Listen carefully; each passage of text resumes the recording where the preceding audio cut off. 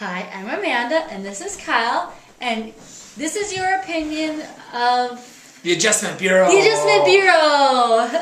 Okay. Starring Matt Damon. And Emily Blunt. And John Slattery. And then that other guy. The bad guy.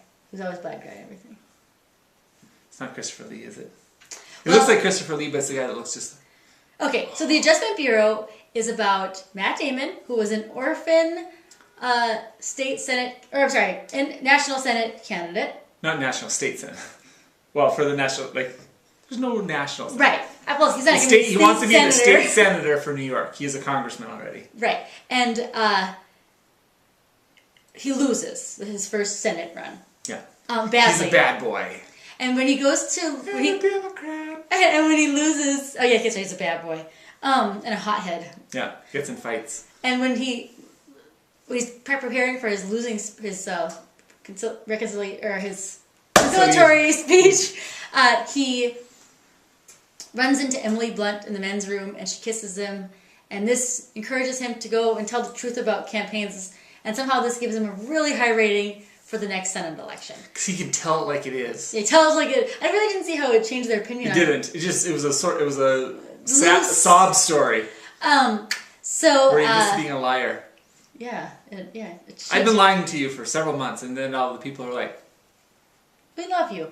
So he flash forwards a little bit, 3 years. No. Right, he goes and gets a job after his after he loses, and on the way to the job, you see what's the guy's name? His caseworker. He's a young actor. We don't know who he is. He's supposed to do. John Slattery gives him a job. Says he has to spill his coffee before 7:05, and the guy falls asleep and he doesn't do it. And instead, Matt Damon runs into Emily Blunt again, and he rides on the bus with her for a bit, and they exchange phone numbers. And when he gets to work, the Adjustment Bureau is there changing the opinion of one of his coworkers. So everybody's frozen. So he likes solar power. Yeah. Everyone's frozen in place. And so that's when Matt Damon finds out about the Adjustment Bureau, which are...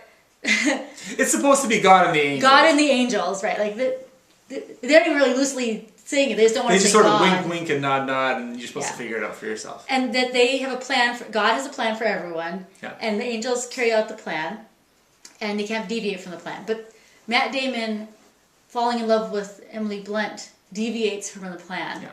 And Matt Damon is badly in love with her and doesn't want to be without her, so he tries to adjust his plan. And that's what the movie is about. Yeah. So first let's talk about the things that we liked. Go ahead. I like that it was a pretty interesting story, and they didn't resort to any kind of interesting camera tricks or special effects, just like that one with DiCaprio there. Oh, Inception. I love that movie. Anyways, similar type of deal, but I mean they just told the story instead of having weird stuff happen all the time. So that's specifically what I liked about it. Yeah, I agree. The storyline was very interesting, very catching. It was simplified, so it kept it going. You weren't totally thrown off. And the acting was really good. Yep. We love John Slattery. All the angels, the Adjustment Bureau people are all really great. Yeah. And Emily Blunt and Matt Damon do really well. They kind of keep it together. They're subtle actors. They're not over the top. Yeah. And so they're all very likable. And it comes together in the end. The storyline arcs and then ends itself. It's not you end thinking stupid. Yeah. So now let's talk about things we didn't like. I have sort of a long list, but I'll keep it to a few things. One, there's sort of I guess without giving too much away, the angels and God can't see through rain or water. God can. Not really. Anyway, so I guess if you have an omnipotent being and he can't see through rain, it casts a little doubt on. Well, he set it up so his the angels powers. can. Yeah.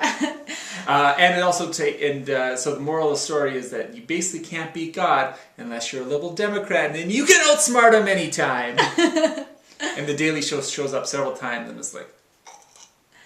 What my problem is that it's a very simple storyline, which is good, but it's so simple that any sort of inaccuracies are glaring.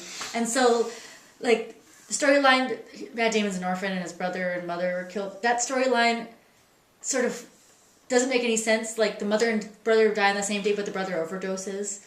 So it doesn't. Yeah. But they keep bringing it up, and so you're like, and John Slattery is one of my favorite characters, and he just drops off midway through the storyline, and he passes it on to another character and drops off, and it sort of would have liked to see his character seemed like it was supposed to be a bigger deal than it was. And keep in mind, this is based on a novel by Philip K. Dick, so there's So probably a lot obviously- more stuff in the book. I mean, typically with a movie, you got to cut a lot of stuff on. I'm sure they made the best of what they had. There, I didn't realize that they had to.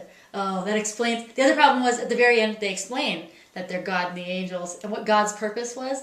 And as what Kyle said when we left is it's a little heavy-handed. Like we all know what God wants. You know, like if you believe in God, like we do, you know what God wants from you. You don't need to have some movies say it in like very specific terms. Yeah. Didn't you think that was like it just sort of slowed down the tempo of the movie? Let's not give away too much here. Let's cut to the point. Okay. Did you like it? I did like it a lot. I'm glad we saw it in the theater. I liked it too. I thought it was a really pretty good movie. There's a few things that I changed, but it's not. Wasn't enough to make me consider it a bad movie. I give it a B.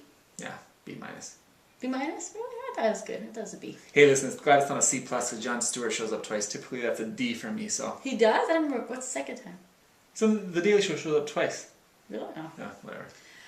We had a lot of popcorn. I was really focused. Yeah. So, anyways, I would see it in the theater because I think most people like it. Yeah, it's very good. Yeah.